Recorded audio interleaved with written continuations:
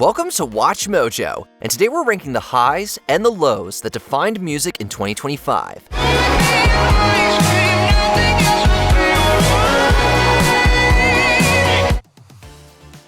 Number 5, Oped du Cocaine by Geese, Best. Baby, you can stay with me and nobody would care.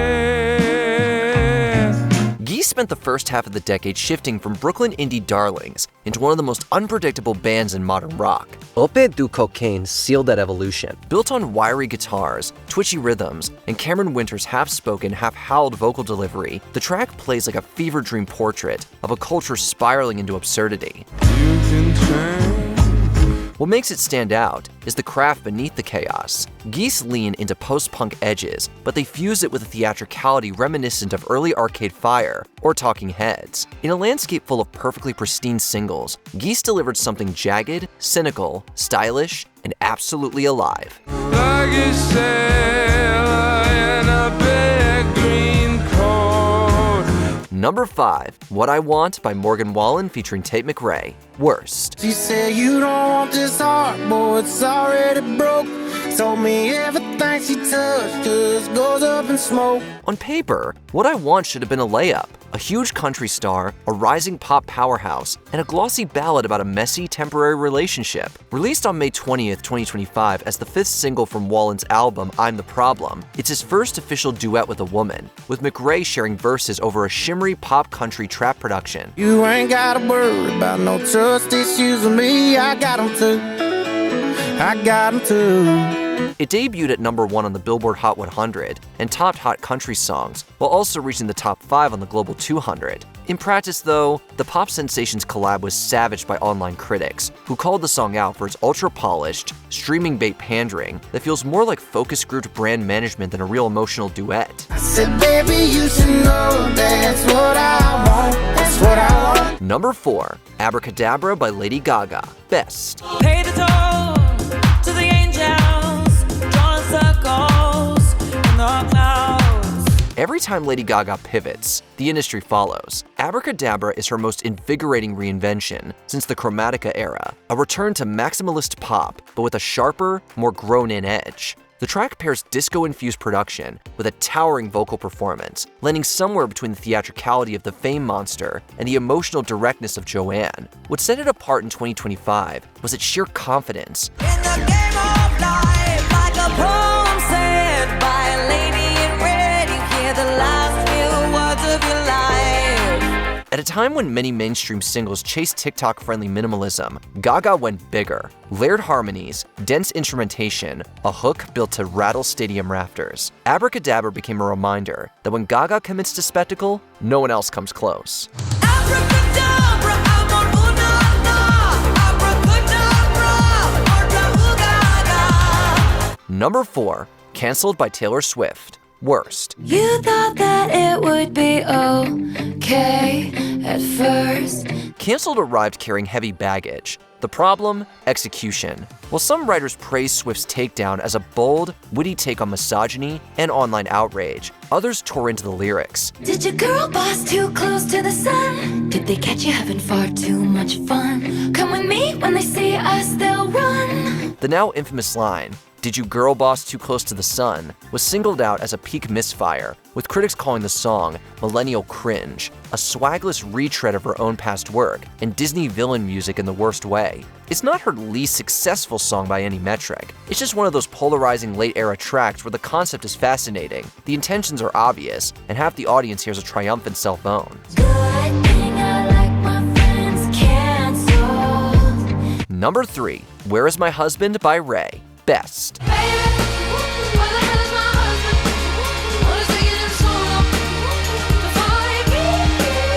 Raye has been unstoppable since breaking free from her label constraints, and Where Is My Husband is further proof. The track blends her signature diaristic songwriting with bold, almost zany comedic timing. It's a story-driven banger, part satire, part heartbreak, part controlled self-chaos. Musically, it's anchored by sharp percussion, swelling strings, and a melodic structure that twists and coils as Raye's narration grows increasingly frantic. Is he far away?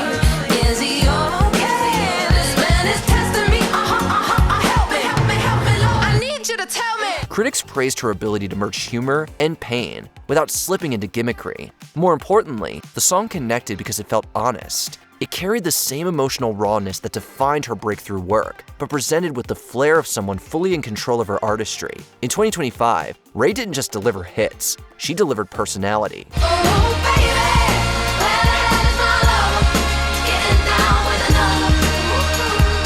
Number 3, Blue Strips by Jessie Murph. Worst. Boy, mad at you. I had to get back at you. I had to get back at you. Blue Strips is the kind of song that proves worst doesn't mean ignored. Online, Blue Strips turned into a lightning rod. Some critics and blogs praised its unapologetic attitude and obvious hit potential, but album reviews and fan discussions blasted it as having cheap trap elements and being migraine-inducing, with at least one reviewer calling it the worst song that has ever grazed my eardrum. I'm going home, I'ma take it off for him, I'ma strip down all your bronzer. Teen Vogue noted that Blue Strips in particular stirred backlash for how far Murph pushes provocation as a brand. In other words, it's a bona fide hit that, for a lot of listeners, embodies everything they dislike about 2025's vacuous TikTok-farmed get-to-the-hook pop. Boy, mad at you. I had to get back at you. I had to get back at you,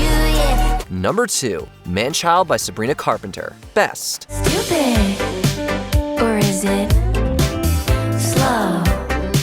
Maybe it's useless. Fresh off a career-defining run, Sabrina Carpenter doubled down on witty, emotionally precise pop songwriting, and Manchild may be her sharpest strike yet. The track is a gleaming, polished pop confection with teeth. Built around Carpenter's trademark blend of humor and vulnerability, Manchild skewers immaturity with a level of lyrical specificity that instantly resonates with listeners.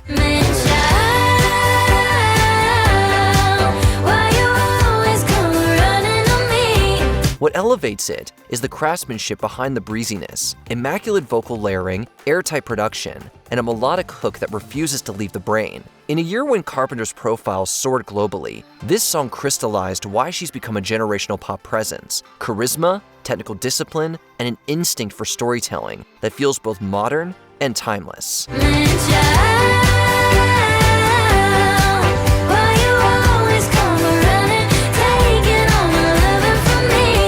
Number 2, Ordinary by Alex Warren. Worst. They say the holy water's watered down, and this town's lost its faith. Our colors will fade. By the numbers, Ordinary is the opposite of a flop. The lead single from Warren's debut album, this sweeping chamber pop tune about loving someone who makes life extraordinary, quickly became a juggernaut. In the US, it spent 10 non-consecutive weeks at number 1 on the Hot 100, and in the UK, it became one of the longest-running number 1s of the 2020s, as well as the longest uninterrupted chart topper there by an American male artist. Oh my, you're taking me out of the ordinary. I want you laying me down so we're dead and buried. Business Insider bluntly framed it as the 2025 Song of the Summer that nobody wants to admit. The last clause is the key. Ordinary is the kind of blandly inoffensive ballad that works for wedding videos and reality TV montages, but not for anyone craving edge or invention. You got me kissing the ground, sanctuary. Shadow me when you touch, oh Lord, return me to dust. Number 1, Everything is Peaceful Love by Bon Iver. Best. Don't go too fast, mama. I'm steady on a rock tripping. I'll tell you that I'm not slipping. Bon Iver has spent nearly 2 decades reshaping the boundaries of indie music, and Everything is Peaceful Love marks another quiet revolution. The song drifts with the weightlessness of a meditation, yet carries the emotional density of Justin Vernon's most ambitious work. Damn if I'm not climbing up a tree right now. Built on airy synth textures, fragmented vocal harmonies, and subtle acoustic flourishes, it bridges the organic intimacy of 2008's For Emma Forever Ago with the experimental layering of 2016's 22 A Million. The result is a piece that feels serene without ever becoming static. In a chaotic cultural moment, the song's message, understated, uncluttered, and deeply felt, hit harder than any bombastic anthem. It stood as 2025's definitive musical exhale.